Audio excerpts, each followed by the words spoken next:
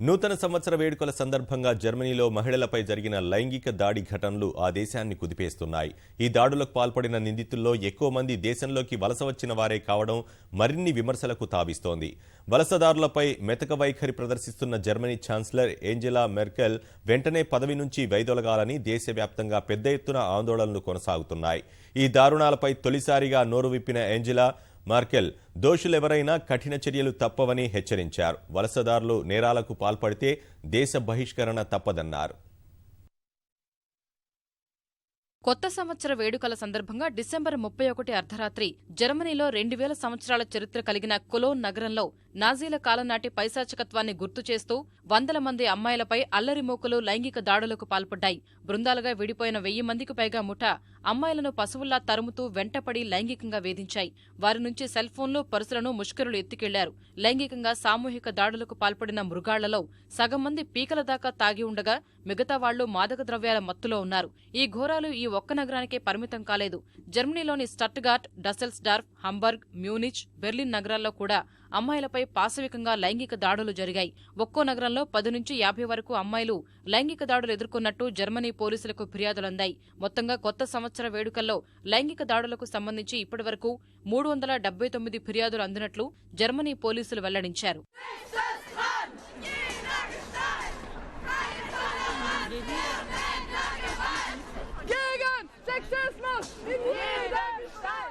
నూతన సంవత్సర వేడుకల రోజు కొలోనీ కూడలి వేడుకల వద్ద కేవలం 190 మంది పోలీసులు మాత్రమే ఉండడం వల్ల 1000 మంది ముఠా చేసిన లైంగిక దాడులను వారు అరికట్టలేకపోయారు.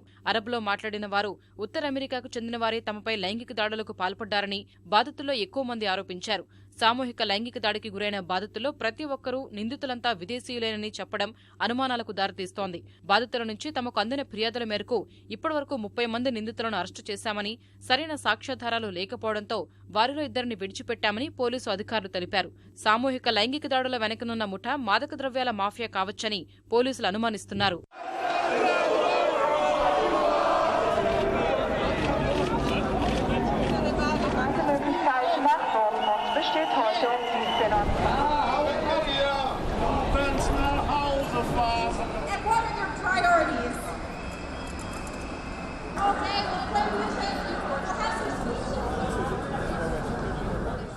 సిరియా, ఇరాక్, ఆఫ్ఘనిస్తాన్ తదితర దేశాల నుంచి లక్షలాదిగా వచ్చిన వలసదారుల మానసిక స్థైర్యాన్ని దెబ్బతీయకూడదనే సదుద్దేశంతోనే తాము ఈ వార్తలకు మొదట్లో అంత ప్రాధాన్యత ఇవ్వలేదని జర్మనీ మీడియా అంటోంది.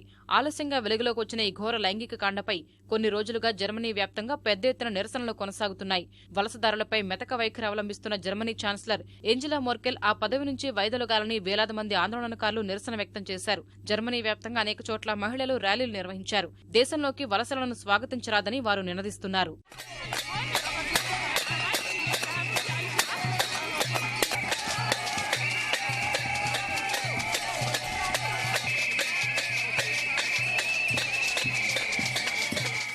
ఈ దారుణాలపై ఇంతకాలం మౌనం వహించిన జర్మనీ ఛాన్సలర్ ఏంజెలా మెర్కెల్ బుధవారం తొలిసారి నోరు విప్పారు. చట్టాలు అతిక్రమిస్తే వలసదారులు తీవ్ర పరిణామాలు ఎదుర్కోవాల్సి వస్తుందని హెచ్చరించిన ఆమె వలసదారులు దోషులుగా తేలితే వారిని దేశం నుంచి బహిష్కరించేలా చర్యలుంటాయన్నారు.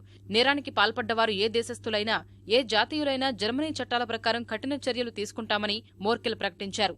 మధ్యప్రాచ్య సంక్షోభం ప్రారంభమైన తర్వాత ఒక్క 2015లోనే జర్మనీకి వలస వచ్చిన వారి సంఖ్య 11 లక్షలకు చేరిందని ఇటీవలే ఆ దేశ ప్రభుత్వం అధికారికంగా ప్రకటించింది.